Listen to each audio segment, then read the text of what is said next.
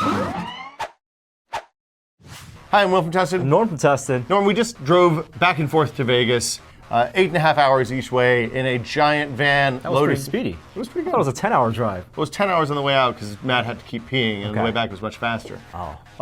But along the way, we streamed the ride out. Yes. And there was a lot of technology that went into that, a lot of stuff that made it work. And it turns out a lot of the stuff that we use to make that work better is actually good just on a day-to-day basis driving in your car. Yeah. The first thing, and I think this is the one that blew Gary's mind, is this cable right here.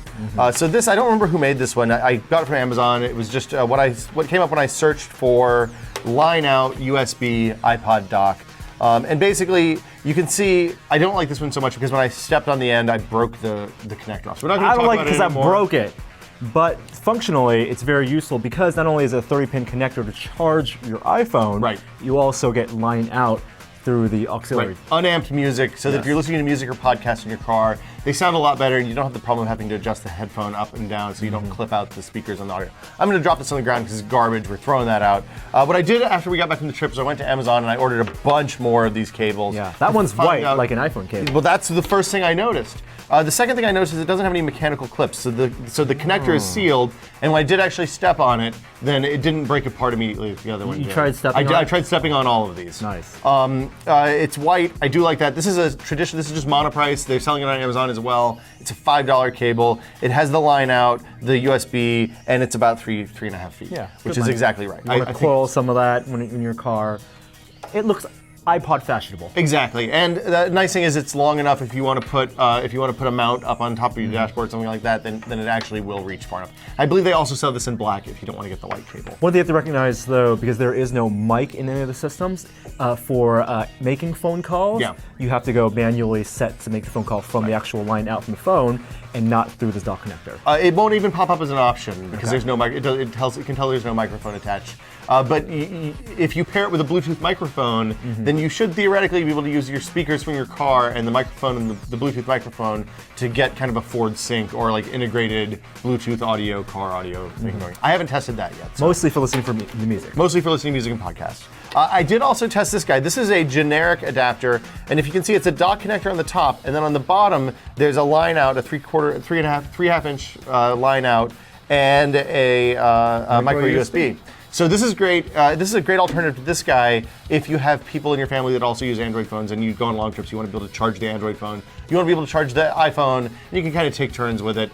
You won't get line out with the Android phones, of course. But I think this is a pretty good alternative for an Android-friendly household. So for example, if you're in your car and you just have a micro USB plugged into your car for charging, you can now charge your iPhone or unplug this, plug your Android phone. Exactly. It's about the same price as $5. You do have to provide your own micro USB and audio cables, but those are $2 or $3 each if you get them from Monoprice or Amazon or something like this. And then the USB plugs into this. Right, so this is the next part of the puzzle. This is Griffin's 2 USB port cigarette lighter adapter. It's 10 or $15, not very expensive. The reason I got this one is actually it has 2 USB ports. Most of them only have 1, and I mean it works exactly as advertised. The thing I like about it is it goes in flush. So if you have like a cap over your cigarette lighter port, then it'll cover that up. You don't even know it's in the car. How easy is that to remove from the cigarette lighter? I pulled it off with gloves on this morning, so I didn't need to get fingernails or anything involved. And do you get enough power to charge like an iPad or just an iPhone? It's only, I haven't ever tried to charge an iPad with it. iPhone works fine. 2 iPhones work fine. I would assume that if you don't have the screen on,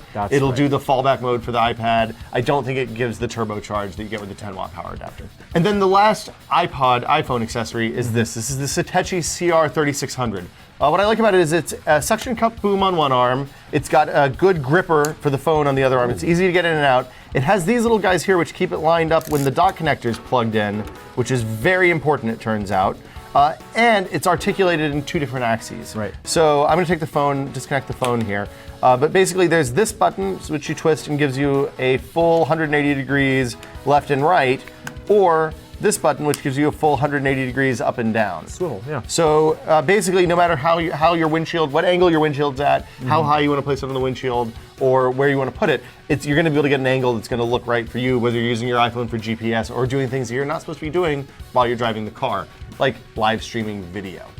And the suction worked really well. It stayed on the entire drive.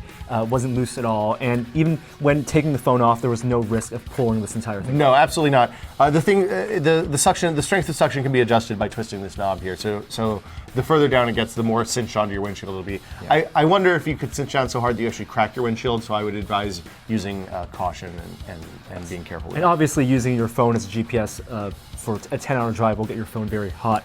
And also, you have to charge it while it's on. It has to be charged almost constantly. Using a TomTom app or Motion X GPS wore the battery down faster than anything I've done with my phone ever.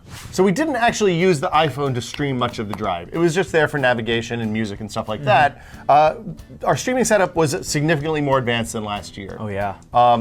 Starting with a webcam and a laptop instead of using a phone camera.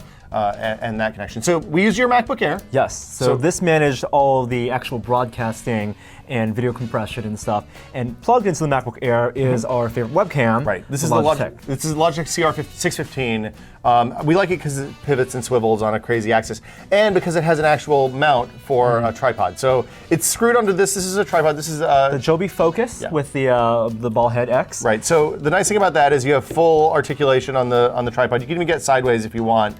We left it in a more or less standard position, but we did rotate a fair amount to show you guys what was in front of us, what was behind us, whatever. Right. You could get a crappier, type of Gorillapod or tripod, but this is really heavy and sturdy. So when the car was moving around, the camera didn't actually move around at all. Right. And the thing that was nice about it is we could lay it out all the way flat, so that it was almost on the dashboard without actually obstructing field of vision while we were trying to drive. So the problem with using a webcam is that the traditional field of view on a webcam lens is a little bit narrow for showing the entire van and kind of giving people a good view of what's going on in front of us.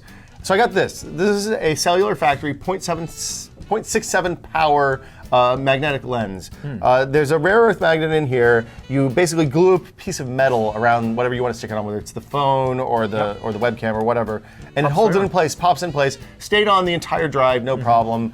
You can actually use the same mount with different kinds of lenses. We have a big wide fisheye lens that was a little bit silly when used here and there as well. But this was a big improvement. We're using this as a podcast for the live episodes of This Is Only a Test now. Yep, and again, it works on your phone. I recommend using it on a case as opposed to putting it directly on your phone, because the adhesive doesn't work too much well on glass and also blocks the LED light. Although this lens actually did come with an adhesive ring that has a little notch cut out so it doesn't block the flash as much. Very nice. To power all this, we use this guy. This is the Wagan SmartAC 200-watt USB adapter. It's got two normal AC plugs, a USB port. You can switch it on or off whether you're using it or not. And it runs off of a cigarette lighter. Now, using an inverter in a car is a good way to destroy your alternator. We were using a rental car, and it was a giant van with like six cigarette lighter ports.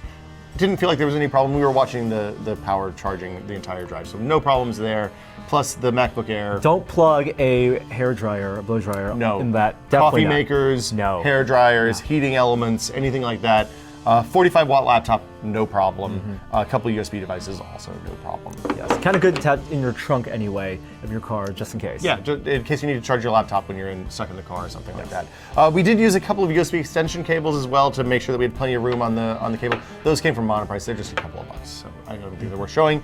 And then the last thing, the thing that gave us internet out from this was the Verizon MiFi. This is the 4G MiFi. It's made by Novatel, and basically it gave us crazy fast internet. Even when we were outside of 4G areas, so outside of San Francisco and Las Vegas, we still had good internet just driving through the Mojave Desert, basically. Throughout the entire car, and this is something, again, we plugged in to the alternator just so we could power. Yeah, so we could charge it as we were going. Otherwise, it lasts for a couple hours. Three to four, it seems like in normal use. So this is how we did our drive. This was our high-tech super van as we were driving to Vegas for CES 2012. I think that this was a pretty good setup. I think next year we should take a mixer and just mic everybody. Way too complicated. Tech Van 2013. Until next time, I'm Will. I'm Norm. See you guys later. Bye.